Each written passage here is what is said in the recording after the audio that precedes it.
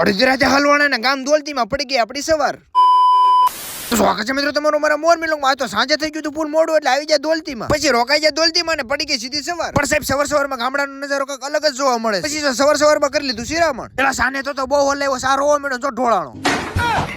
પણ સાહેબ સાંજે આવવામાં પડી ગયું તું પંચર. કહેવાય છે ને ઝૂકે તો ઝૂકે, બાકી ગામડાવાળા તો ક્યાંય નહીં ઝૂકે. પછી તો ફટાફટ પાવલોય પટાન કરી લીધું પંચર અને ગામ દોલતીને કહી દીધા બાય બાય ને નીકળી જાય સીધા હાઈવે ઉપર. પેલા સફર આને નો ઓર્ડર તો તારી ગાડી મેકી દઈને તોય નહીં ભેગું થાય. પેલા તો આયા જો તાર હાઉન તાર હારા બધા વિડિયો જોતા હશે આપણો. હજી તો સાવરકુંડલામાં એન્ટ્રી નથી કરી, ત્યાં તો રચા જામ થઈ ગયા. મોટા ક્રિએટર આવ્યા છે, વગાડો વગાડો.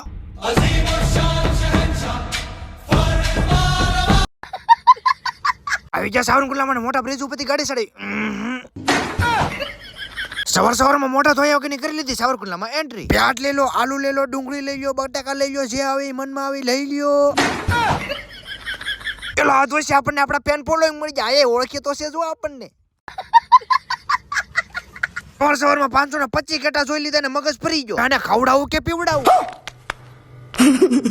હવે ફાઇનલી મિત્રો 1 મિનિટના વ્લોગમાં તો ચાચું નહીં દેખાડી શકું, પણ વ્લોગ કેવો લાગ્યો કોમેન્ટ કરી નાખજો. ન હોય તો ફોલો કરી નાખજો. મળશું પાછા નવા વ્લોગમાં. બાય બાય, જય માતાજી.